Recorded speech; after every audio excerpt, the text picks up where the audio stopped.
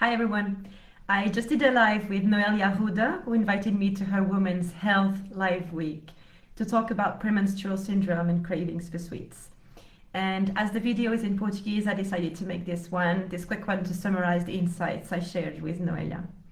So we talked about premenstrual syndrome and cravings for sweets during this live. And Noélia, who's a well-known fertility nutritionist in Portugal, um, created this week specifically for women. And as the live was in Portuguese, I thought I could do this quick video uh, for you. So the period for women is subject of many complaints. Usually when we talk about period, we talk more about the negative part of it than the positive. And truth is, it's only when we look into getting pregnant and we look into the fertility part of it that we start to really understand, how valuable it is. So the first thing that I shared really was that really our period for women is who we are. It defines us as women. We are beings of cycles. We are beings of monthly cycles. And something that needs to change in the way we talk about it, the way we see it. So that's really important that we see it as the beginning of a cycle. Of course, it's the end of a cycle, but it's also the beginning of another one. And when we look into what blood is joy of life. So at the end of the cycle, that's a period where we can feel sadness because it's the end of a cycle, right? We're losing some joy of life. But at the same time, we can see it as a renewal of the cycle for women. We can see it as an opportunity to create new joy of life.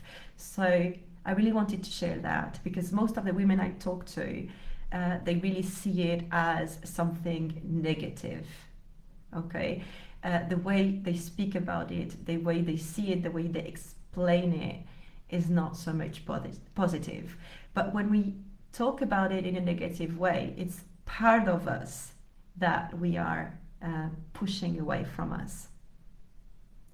And really need to understand this is what defines us. We are beings of cycles, and it's a big part of that. So first, I shared that it's important that we look at the words that we use around our menstruation period, our periods, our fertility, because it's really a blessing.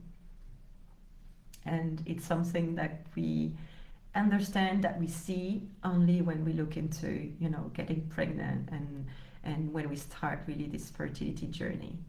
But that's something that's always with us, not only in those moments of our lives.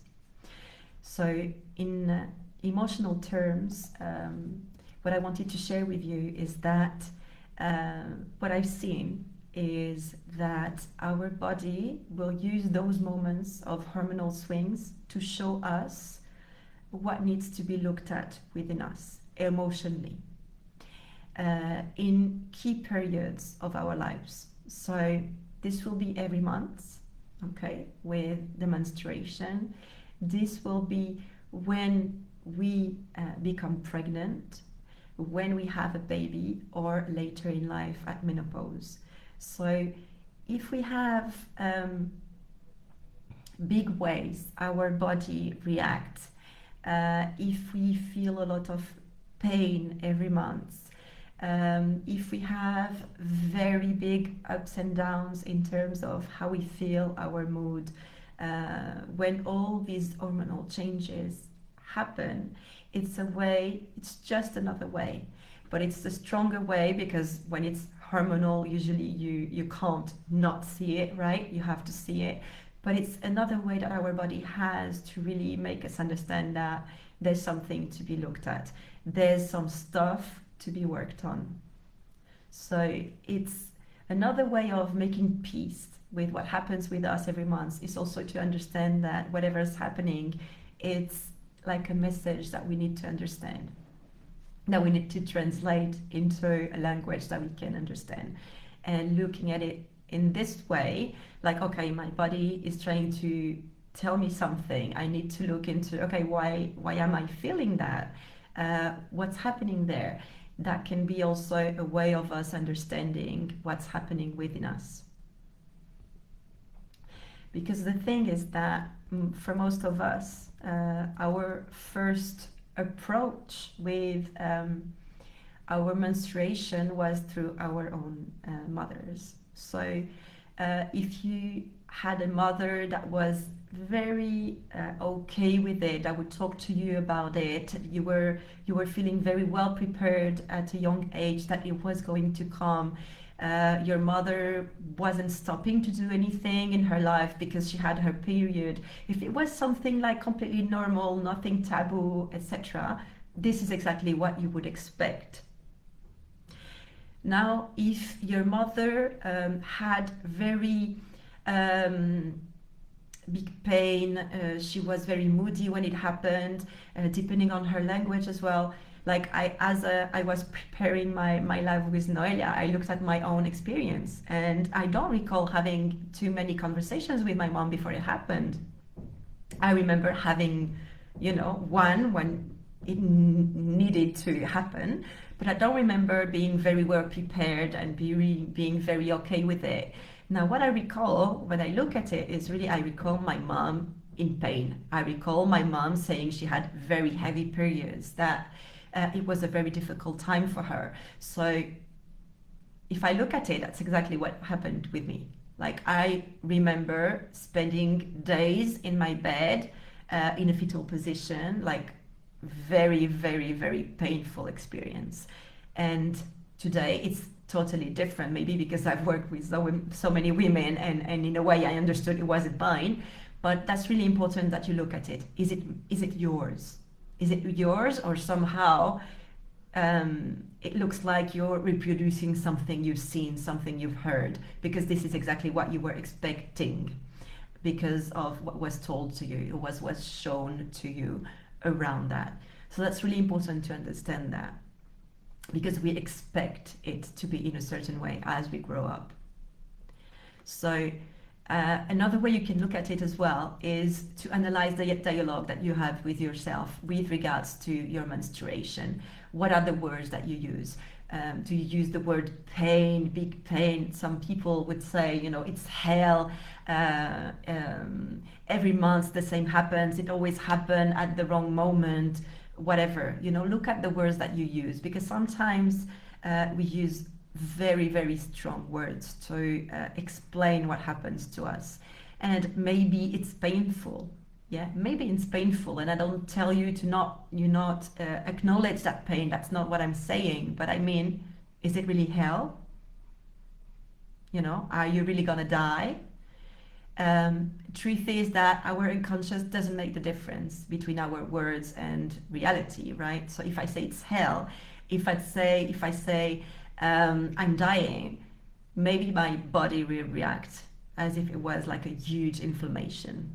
Okay, when maybe I could just, acknowledge the pain and understand that it's temporary, that it's gonna pass. So a big thing that you can do around that, and it really works with any symptom, is really to understand what are the words that you use. So start just observing how you deal with it every month. What are the words that you use? Okay. Another thing that you can do as well, and this one will be really for you to take and to make it happen in a way. And what I mean by that is, as we are beings of cycles, we're all different. Maybe some of you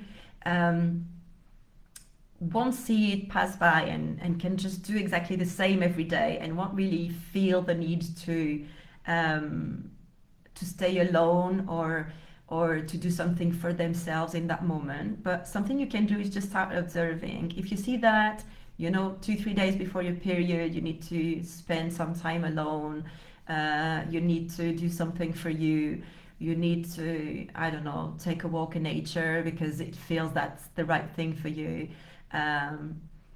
Or if you feel that, you need to calm down in terms of your work, your productivity, or whatever. Just try to start to analyze every month what's happening over and over again, because maybe there's a way there to understand how you work. And how you work means really how you function as a human being, as a woman.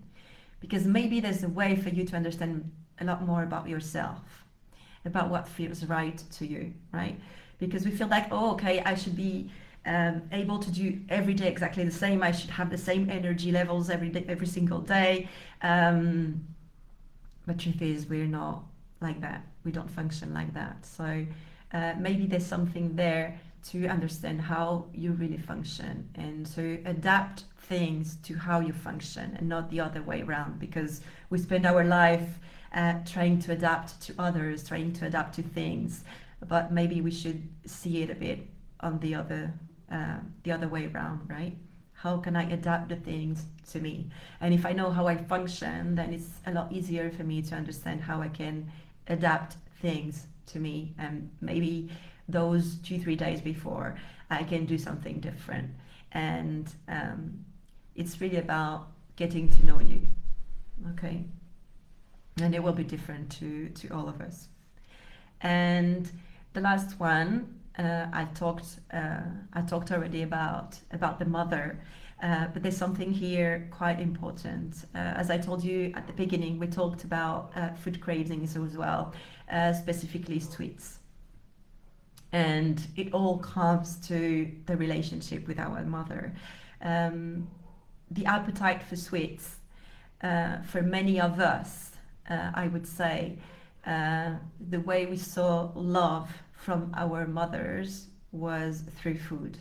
So sometimes it's not the mother, sometimes of course it will be the dad, but most of the people, most of women will have seen love through the mother, and usually through food. So what we can find is that the sugar craving is like a substitute for something we miss emotionally. So maybe there's something here to look into with regards to your relationship with your mother. So I'd say just try to understand if there's anything there that maybe it has still to be healed with regards to the relationship with your mother. So you could tell me, oh, and I have a very, very good relationship with my mom. I don't see how it could be linked or anything. Just try to understand if you think she missed in some ways as you were growing up. Did you miss her presence? Did you miss her love? Something. You could look into it. And the thing is, whatever you felt at the time, we can't really change it. So there's a way here that we have to make peace with whatever happened. So I would just say that with regards to the relationship with your mother, because we could really go into it and do a whole video on that. So yeah, when we talk about cravings, usually it's a substitute for something we miss emotionally. So that's all. I was very happy to come on live and talk to you again. So I think I will do that a lot more from now on. So thank you. Bye.